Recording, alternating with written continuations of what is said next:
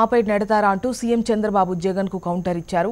హత్యకు గుండెపోటుకు తేడా తెలియదా అని ప్రశ్నించారు. హత్య జరిగిన తర్వాత సాక్ష్యాలను చెరిపేయడంలో ఎవరి పాత్ర ఉందని చంద్రబాబు నిలదీశారు. ఎగ్జాక్ట్గా బాత్రూంలో చనిపోయిన వ్యక్తి డెడ్ బాడీ అక్కడ ఉందని మొదట చెప్పిన వాళ్ళు ఆ డెడ్ బాడీ అక్కడ తీసుకొని బెడ్రూమ్కి తీసుకురావడం,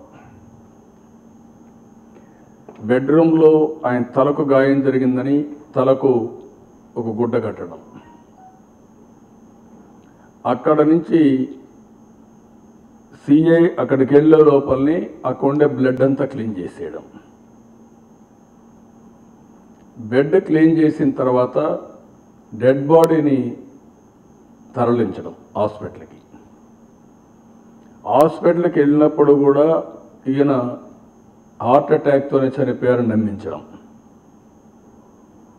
హాస్పిటల్కి వెళ్ళిన తర్వాత గాయాలు చూసిన తర్వాత ఎవరైనా గాయాలు చూస్తే మేజర్ ఇంజరీస్ అవి. ఒక హార్ట్ అటాక్ వచ్చి చనిపోయిన వ్యక్తి ఆలఫిషన్ చనిపోవచ్చు, లేదంటే ఒక వామిటింగ్ కావచ్చు, కానీ అది కూడా తల మీద గాయాలయ్యి అంత రక్తం గారి అక్కడ ఒక బీరువా ఇది లాగేసుకుని వేరియస్ ఇష్యూస్ మీరు చూసే సంఘటన చూస్తే కమ్మోడ్లో రక్తం వచ్చి ఇవన్నీ చూసిన తర్వాత దీన్ని ఏ విధంగా జస్టిఫై చేస్తారు? హత్య జరిగిన తర్వాత ఇది 5 o'clock జరిగింది అని అంటున్నాం. 5:30కి పిఏ వెళ్ళాడు. 5:30కి 6:30 ఆ ప్రాంతంలో అవినాష్ రెడ్డి పోలీసులకు ఫోన్ చేశారు. 6:40కి అవినాష్ రెడ్డికి ఎవరు చెప్పారు? అవినాష్ రెడ్డి ఫోన్ చేసినప్పుడు ఎవరికి ఫోన్ చేశాడు? వీళ్ళందరి మధ్యలో ఏమేం జరిగాయి? జరిగినప్పుడు ఎందుకుని అక్కడికి పోయిన వాళ్ళంత మనిపే బిఫోర్ హాస్పిటల్లో కొంతమంది ముఖ్యమైన నాయకులు కూడా అక్కడికి వెళ్ళారు. వీళ్ళ బంధువులందరూ వెళ్ళారు. వెళ్ళినప్పుడు వాళ్ళందరూ చూశారు. అక్కడ అంత దారుణంగా చనిపోయినప్పుడు ఇది హత్య అని ఎందుకు మీరు చెప్పలేకపోయారు? You answer that. చెప్పాలి కదా. ఇప్పుడు మీరు సహజ మరణానికి, హార్ట్ అటాక్కి, హత్యకు వ్యత్యాసం తెలియదా మీకు? వాళ్ళు ప్రెస్ రిలీజ్ చేశారు, మీరు చూడండి. The death behind the suspicious death of YS Vivekananda Reddy should be proved. Suspicious death, they never mention murder. అంటే ఇక్కడంతా కూడా మీరు గుర్తుపెట్టుకోవాల్సింది, అన్నీ హైడ్ చేసుకుంటూ స్టెప్ బై స్టెప్ ఎవిడెన్సెస్ అన్నీ, సాక్ష్యాలన్నీ లేకుండా చేసి, అదేవిధంగా విషయాన్ని కూడా హైడ్ చేసి దీన్ని కప్పిపుచ్చుకోవాలని ప్రయత్నం చేశారు. వీళ్ళు పోలీసులు కూడా నమ్మబలికిచ్చారు.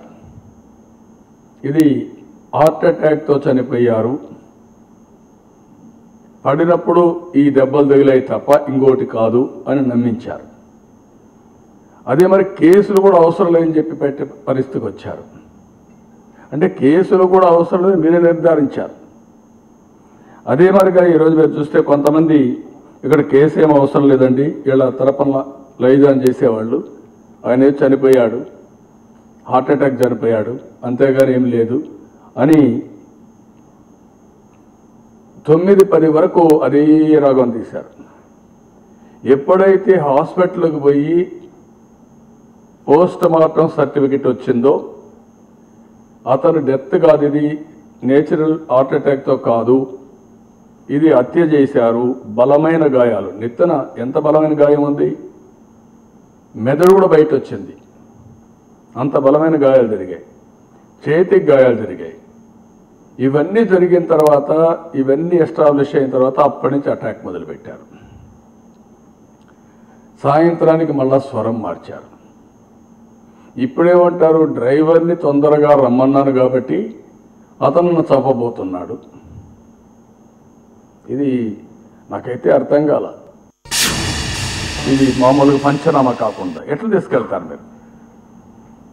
కనీసం ఒక మర్డర్ చేసిన తర్వాత, ఒక మర్డర్ జరిగిన తర్వాత కనీసం పంచనామా జరుగుతుందని మీకు తెలియదా? మీ ఫ్యామిలీ మెంబర్స్కి, మీ కుటుంబ పెద్దలందరికీ మీరు ఎట్లాలో చేస్తారు బాడీని తీసుకుపోవడానికి, కానీ ఆ ఇంట్లో రక్తాన్ని కడగడానికి.